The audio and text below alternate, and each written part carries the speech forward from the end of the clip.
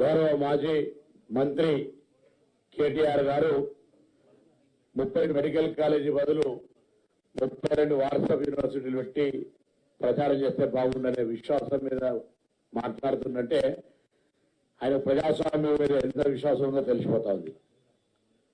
అబద్దాల ద్వారా గత 10 సంవత్సరాల ప్రభుత్వం నడిపి ఈ రాష్ట్రాన్ని అప్పులమయం చేసి ఉన్న వాస్తవాన్ని చెప్తే ఉలికిపడ్డట్టుగా శ్వేత పత్రాల పేరు మీద మళ్ళీ తిరిగి మీరు ఒక నివేదిక వెల్లడించారు. దాని తర్వాత మేము అడిగినటువంటి దానికి మాత్రం స్పందిస్తలేరు. మేము శ్వేతపత్రాలు ఇచ్చాం, మీరు శ్వేతపత్రాలు ఇచ్చారు. దాని తర్వాత ఈ సౌద పత్రాలు, బంగళాలు, ఫామ్ హౌస్ల వివరాలు తెలంగాణ ప్రజలకు చెప్పమని అడుగుతున్నాం. మళ్ళొక్కసారి ఎందుకు ఉలికి పడుతున్నారో అర్థమైతలేదు. ప్రభుత్వం 5 సంవత్సరాలు కూడా ఎన్నిక కాబట్టది. మేము ఇచ్చిన హామీల యొక్క ప్రక్రియ ప్రారంభమైందా లేదా? ఇలా గ్రామాల్లో ప్రజలు అడుగుతున్నారు, ఏం బుద్ధి లేదా వీళ్ళకి? తెలంగాణలో ఎందుకు తొందరపడుతున్నారు? అధికారంలో 10 ఏళ్ళు ఉండే అధికారంలో అప్పుల దగ్గరమే కాకుండా మీ పిల్లలు ఇంటర్మీడియట్ మరియు ఎంసెట్ చదువుతూ సబ్జెక్ట్స్ లో కన్ఫ్యూజ్ అవుతున్నారా? కాన్ఫిడెన్స్ లెవెల్ తక్కువగా ఉందా? రిపీటెడ్ మిస్టేక్స్ చేస్తున్నారా? అయితే మీకోసమే ఉంది rise app. 1 lakh question bank, performance analysis, online classes by experts, ఇంకా మరెన్నో ఫీచర్స్ తో మీ ముందుకొచ్చింది rise. Rise, the perfect guide. Description లో ఉన్న లింకును ఉపయోగించి సబ్స్క్రైబ్ అవ్వండి. ఇంకా దివాళీ కోరు తలంతో మిమ్మల్ని విమర్శిస్తా ఉన్నారని నిన్ననే మొత్తం గ్రామీణ ప్రాంతాల్లో 3-4 రోజులు తిరిగేస్తే ప్రజలు వాళ్ళను బండబూతులు తిట్టేటువంటి పరిస్థితి ఉంది. ఆ బూతులు మేము తిట్టలేము. కనీసం ఆ ప్రజల మాటలు వినన్నా మానం తెచ్చుకోమని కోరుతా ఉన్నాం. గ్రామీణ ప్రాంతాల నుంచి వచ్చిన మీ లాంగ్వేజ్ మీకేం అన్పార్లమెంటరీ కాదు.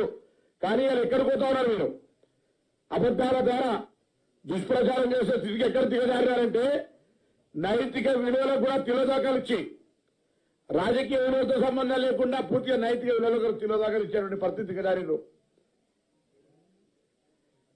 క్యాబినెట్ కంటే ముందు ఒక చిన్న ముచ్చట చెప్పి క్యాబినెట్ అన్న శ్రీనివాస్ రెడ్డి గారు అన్ని చెప్పినారు. ఇప్పటికే 30,000 మంది పైన డాటా ఎంట్రీ ఆపరేటర్లు పెట్టి 1,05,00,000 డాటాలు ఎంట్రీ చేస్తా ఉంటుంటే దాదాపు 19 లక్షల ఇతర కేటగిరీ కింద అప్లికేషన్లు వచ్చినా ఎంట్రీ చేస్తా ఉంటుంటే నిన్నటికి 30 రోజుల పేరులో ఒక పత్రం రిలీజ్ చేసిన బుద్ధి లేని వాళ్ళు ఏం తొందర వస్తుంది? 10 ఏళ్ళుగా మేము ఏదైనా మీ ప్రభుత్వ వైఫల్యము, ఎన్నికల హామీ, డబుల్ బెడ్రూమ్ కావచ్చు, ₹1,00,000 రుణమాఫీ కావచ్చు, నిరుద్యోగ వృత్తి కావచ్చు, ఏదైనా అడగడానికి నువ్వు ఇచ్చిన హామీలు అమలు కాలేదని అడగడానికి కూడా అవకాశం ఇవ్వకపోతే మేము ధర్నా చౌక్ ఓపెన్ చేసినాము. దాని తర్వాత నీకున్న పాత్రికా స్వేచ్ఛను వాడుకోమనము. కానీ ప్రజాస్వామ్యం విశ్వాసం లేని మేము 32 మెడికల్ కాలేజీ బదులు 32 వాట్సాప్ యూనివర్సిటీ పెడతా అని నీ మైండ్ సెట్ అంత చిన్నగా అయిందంటే రాజకీయాల 10 సంవత్సరాలు ఏం మంత్రిగా నిర్వహించినా నాకైతే అర్థం కాలేదు. గతంలో 5 సంవత్సరాలు నేను పార్లమెంట్ సభ్యుడిగా, నాతో శాసనసభ్యుడిగా ఉండే. అప్పుడు ఇట్లా లేకుండే. ఏదైనా చెప్తే వినే పరిస్థితి ఉండే. దాని తర్వాత అధికారం మీద కూడా ఏం మాట్లాడుతున్నా అర్థం కాదు. అధికారం పోయినాక పూర్తిగా మాదే గారు ఇట్లా ఎట్లా కూర్చుకున్నారు, ఈ పెద్ద ప్రగతి భవన్ ఇలా సెక్రటరీ ఇల్లు ఎట్లా కూర్చుంటున్నారు, పాపం ఇంత జనం వస్తుంటే సామాన్యులు ఇక్కడికి వస్తూ ఉంటుంటే చూసి ఊరలేకపోతా ఉన్నట్టు. మళ్ళొక్కసారి చెప్తాను, మా ప్రభుత్వం కట్టుబడింది అభివృద్ధి, ఎన్నికల హామీల అమలు, నిరంతర ప్రక్రియ.